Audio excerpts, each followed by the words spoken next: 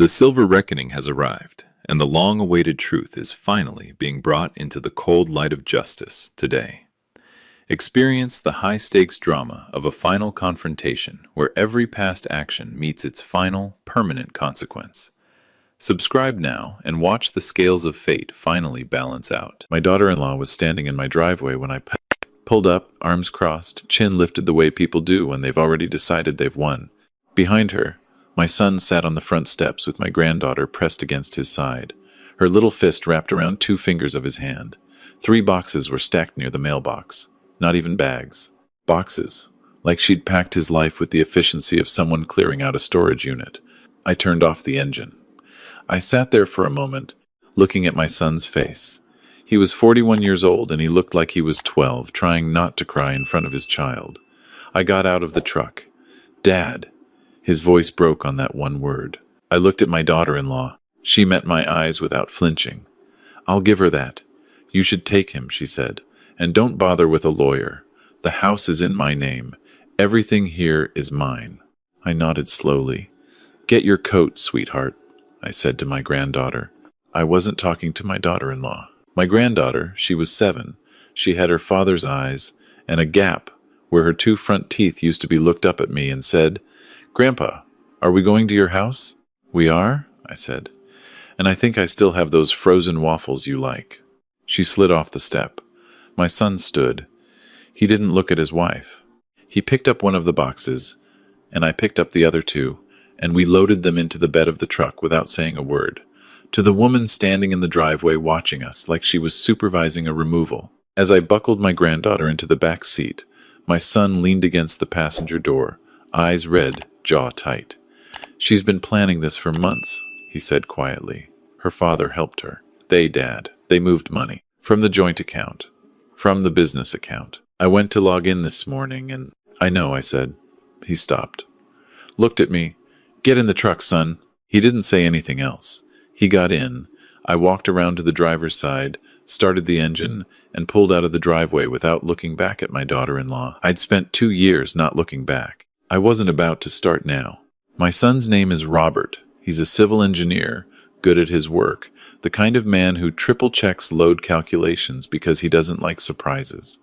I raised him that way. His mother raised him that way before we lost her. He is careful and methodical and patient, and those are the exact qualities that made him terrible at seeing what was happening in his own marriage. Because he extended the same patience to his wife that he extended to everything else, waiting for evidence before he formed a conclusion, always giving her the benefit of the doubt. Her name is Vanessa. She came from money, not old money, not the kind with manners, but the loud new kind with a family compound in Lake Tahoe and a father, Gerald, who wore his watch on the outside of his shirt cuff and talked about his net worth the way other men talk about the weather, casually, constantly, as if it were simply the ambient condition of the air around him. Gerald had built his fortune in commercial real estate, hotels, shopping centers, mixed-use developments up and down the California coast. He was 68 years old and he had the energy of a man who'd never once doubted himself, which in my experience is not a virtue but a warning sign. Robert met Vanessa at a conference in Sacramento 11 years ago. She was smart and quick and laughed easily, and my son was lonely in the way that capable men sometimes are, so busy building things for other people that they forget to build anything for themselves. I understood the appeal. I liked her myself, at first. She was interesting. She asked good questions. But there are 2 kinds of people who ask good questions. There are people who want to understand you, and there are people who want to know what you have. It took me a while to figure out which kind Vanessa was. My name is Arthur. I'm 63 years old. I spent 32 years building a land development company in Northern California. Not as big as Gerald's operation, but solid, profitable, built on relationships with county offices, conservation groups, agricultural land trusts, the kind of work that doesn't make headlines but doesn't disappear either. My business partner of 20 years, a man named Dale, who I've trusted with my financial life since we were both in our 30s, once said that I run the company like I'm building a cathedral I'll never see finished. I took it as a compliment. I retired from day-to-day operations 4 years ago. I still own the majority stake. I still sign off on major decisions. But mostly now I keep bees, grow tomatoes, and watch my granddaughter grow teeth. Or I did. Until Vanessa's father decided my son was useful to him. It started about 2.5 years ago, at a family dinner at Robert and Vanessa's house. Gerald was there with his wife, Margaret, a quiet, careful woman who had perfected the art of agreeing with her husband, and after the meal, Gerald started asking me about some parcels I owned in Placer County. Agricultural land, good water rights, positioned near a corridor that the county had been quietly discussing for a future transit expansion. I'd owned those parcels for 11 years. I hadn't developed them, I was waiting. Gerald wanted to know if I'd considered selling. I said I hadn't. He said the market timing was favorable. I said I was comfortable holding. He smiled and moved on to the dessert, and I watched his eyes and noted that he had not actually moved on at all. He was thinking. I was thinking too. What I was thinking was, how did Gerald know about those parcels? They weren't listed anywhere. They weren't part of any public development proposal. The only people who knew I owned them were Dale, my attorney. And I realized as I sat there with my coffee, my son, who I had mentioned them to once, in passing, while we were driving to a family barbecue 2 summers ago. I didn't say anything that night. I went home, and I thought about it, and then I called Dale the next morning. Pull everything, I told him. All the Placer County parcels, all the water rights documentation, the conservation easement correspondence. Put it somewhere physical. Not the cloud, not the server. A safe. Dale had been my partner long enough not to ask why. He said he'd have it done by end of day. Over the next 6 months, I paid attention. It was not dramatic. No one left secret documents in plain sight. No one made a mistake I could point to. But there was a pattern, and once I started looking for it, I saw it clearly. Vanessa began mentioning my business more at family dinners. Not bluntly, not in a way that would raise flags, but with the gentle curiosity of someone assembling a picture from pieces. What was my timeline on the Placer parcels? Had I considered bringing in outside capital? Did I know a particular developer who was doing a project near Auburn? Small questions, reasonable questions, the kind you might attribute to general interest, but they followed a sequence. Each question built on information from the last conversation. She was mapping something. I didn't know exactly what yet, but I knew the shape of it. Then I noticed that Gerald had hired, about 8 months into this, a consultant. His name was Frank. Frank had worked for 10 years in land acquisition for a major California development group before going independent.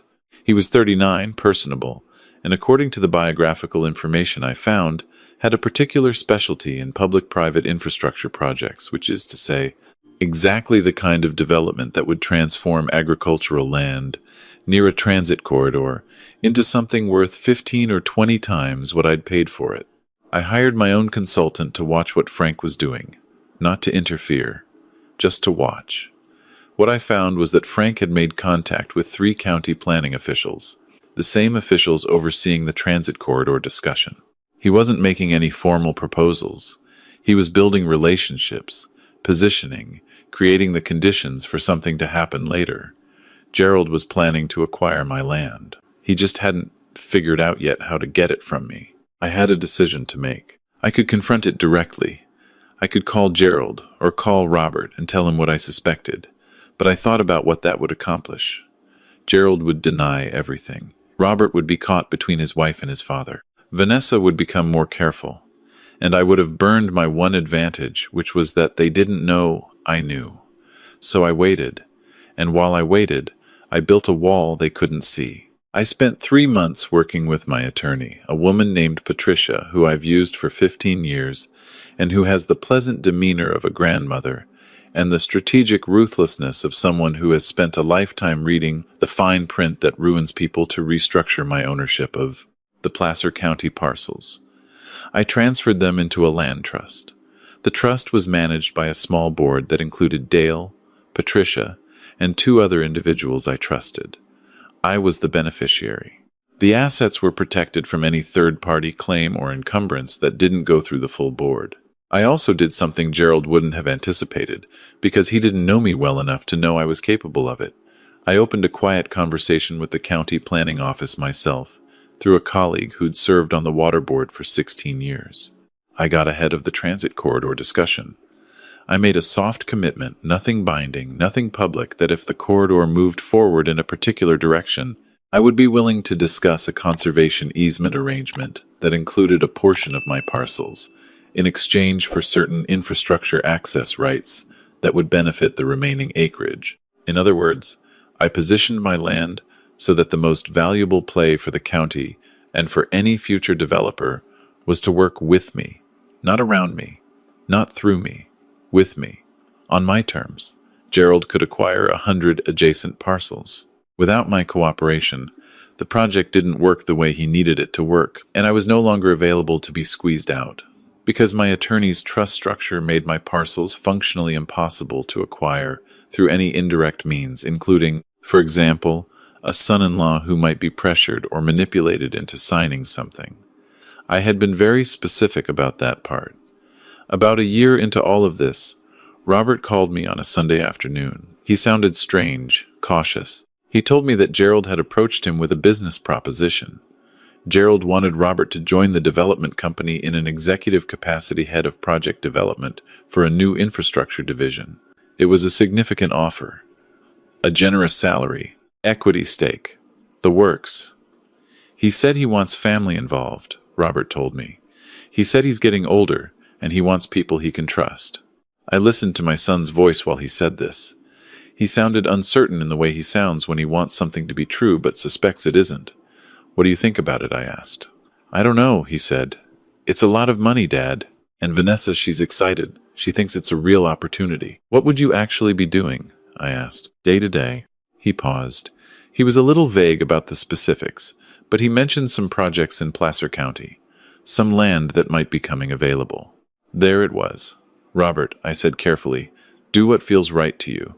But before you make any decisions, I want you to have Patricia look over any contracts they put in front of you, okay? Just as a precaution. Promise me that." He promised. He didn't take the job. I don't know exactly what happened, whether Vanessa pushed and he resisted, or whether he looked at the contracts and saw something that troubled him, or whether he simply listened to some quiet instinct. But he turned Gerald down, and after that, the phone calls from Gerald's side of the family became noticeably cooler, and Vanessa became, subtly, harder to read. I think the marriage had been in trouble before the business conflict. I think the business conflict simply made visible what was already there. Robert and Vanessa had grown apart in the quiet way that couples do when they want different things and are too polite to say so out loud. Robert wanted a simple life, good work, a home, his daughter, Sunday mornings. Vanessa wanted the Lake Tahoe compound and the watch outside the shirt cuff and the particular kind of respect that comes from a certain level of visible wealth. They might have drifted apart gently, eventually, and separated without too much damage. But Gerald needed the land, and Gerald was not a gentleman, and so what might have been a slow drift became something more deliberate. About 8 months before my daughter-in-law stood in her driveway telling me to take my son, I started receiving reports from my financial monitoring service, something I'd set up with Patricia's advice, that showed unusual activity on a business account that Robert and I shared as co-owners of a small LLC we'd formed years ago to manage some family property. Small transfers, nothing dramatic, amounts that, individually, wouldn't raise a flag. But they were consistent, and they were moving in a direction that eventually led to a holding company I didn't recognize. I had Patricia trace the holding company. It took 6 weeks and 2 layers of corporate structure, but it led, inevitably, to Gerald. Robert didn't know. I'm certain of that. The account was old. The access credentials hadn't been changed in years, and Robert was not the kind of man who checked old accounts regularly. Gerald, or someone working for Gerald, had found a way in. Through Vanessa, most likely. Through access she'd had to household financial records for a decade of marriage. I didn't touch the account. I didn't change the credentials. I let the transfers continue for 3 more weeks while Patricia prepared documentation, and then I closed the account, moved the remaining balance, and filed a report with the appropriate authorities. I also called a man I've known for 20 years who used to work in the state attorney general's office and now runs a private financial investigation firm. I handed him everything. He was, as I expected, interested. The morning everything ended began, as I said, with my son on the front steps. But there's a part of the story I haven't told yet.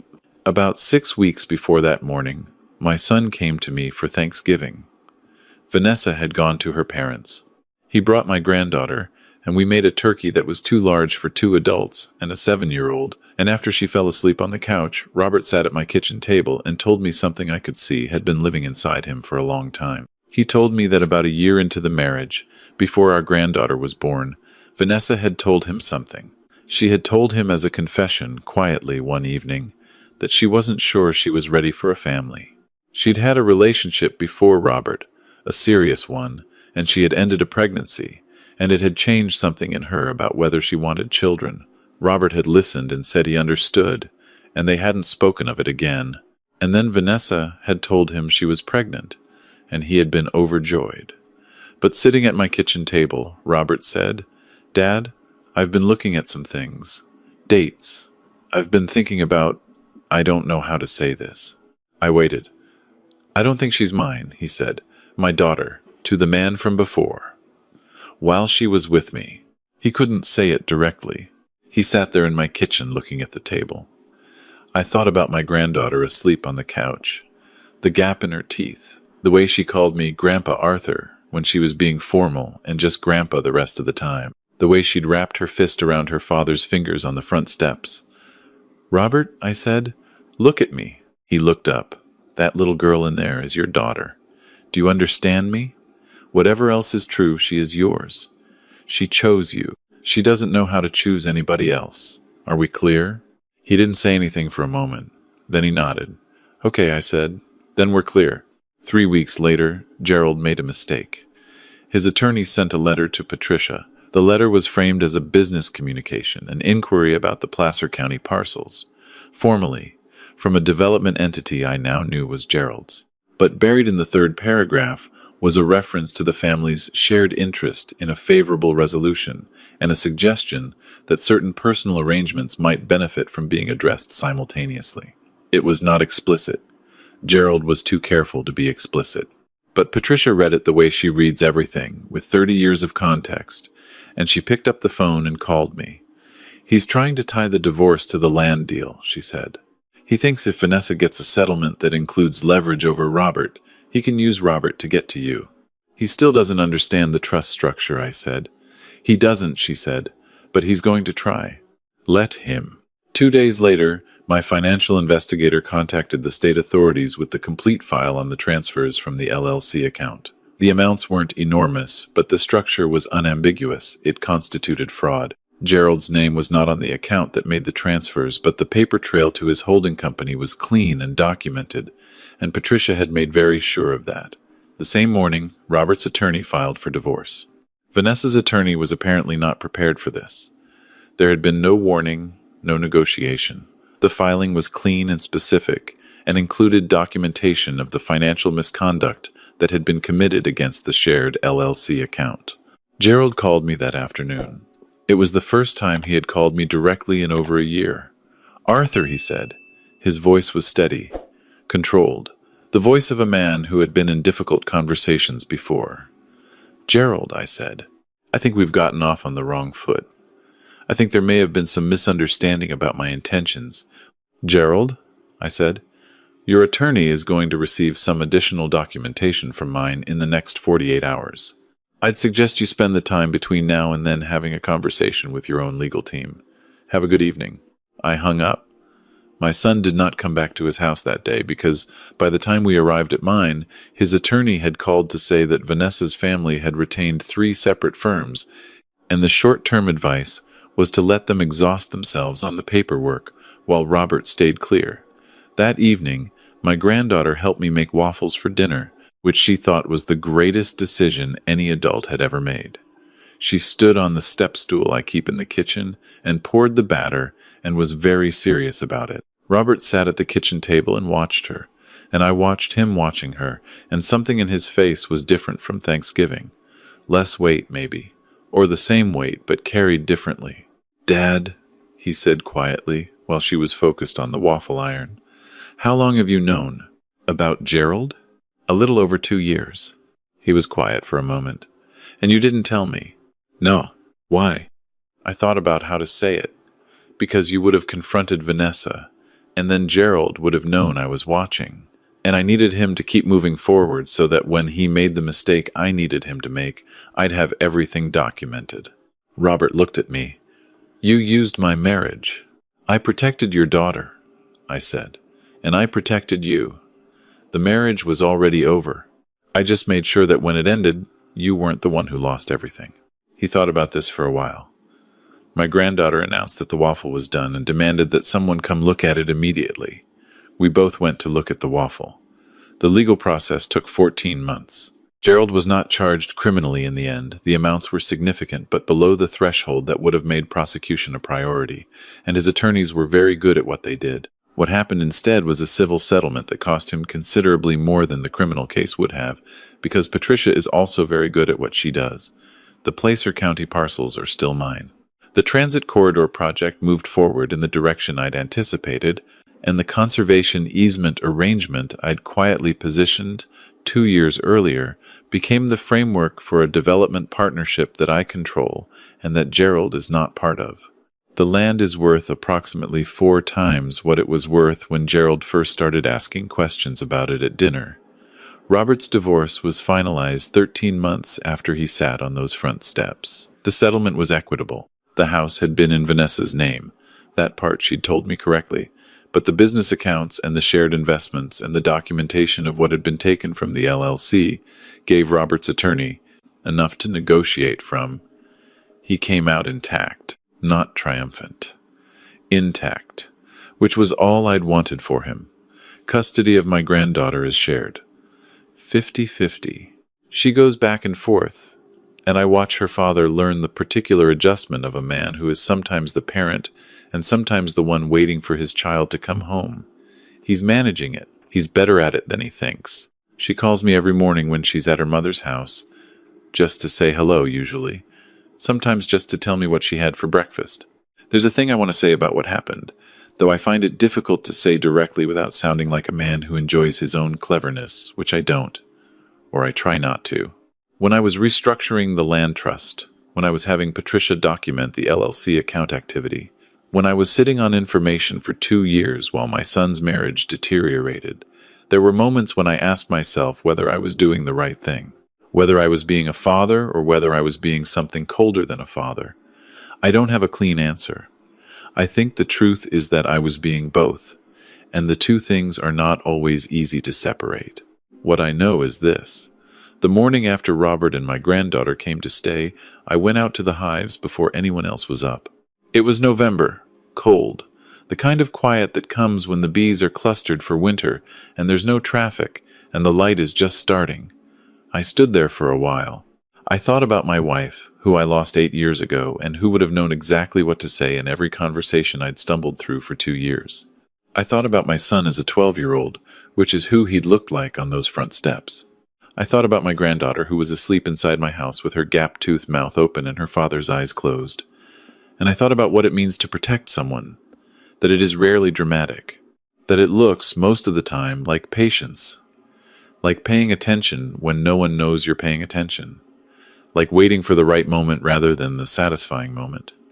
Gerald wanted my land. He thought I was a man he could circle and wait out and eventually take from, because that's how he'd learned to operate in the world, find the leverage, apply the pressure, acquire the asset. He didn't understand that some things aren't assets. Some things are just yours, and you tend them, and you're willing to be quiet about it for as long as it takes. He'd also made the mistake that a certain kind of powerful man always makes. He'd looked at my son and seen an angle. He'd looked at my granddaughter, and I cannot be certain of this, but I believe it and seen nothing relevant, a minor detail, a child who was, in his calculation, someone else's problem. He was not right about my granddaughter. She is 7 years old. She has her father's eyes and a gap in her teeth, and she pours waffle batter with the focused seriousness of a civil engineer. She is not someone's leverage. She is not a detail. She is the whole point. And the morning I stood by those hives in the November quiet, that was the thing I kept coming back to. Not the land, not the documents, not the settlement. Just that. The whole point, asleep in my house. Safe. I walked back inside. I put the coffee on, and I waited for the two of them to wake up.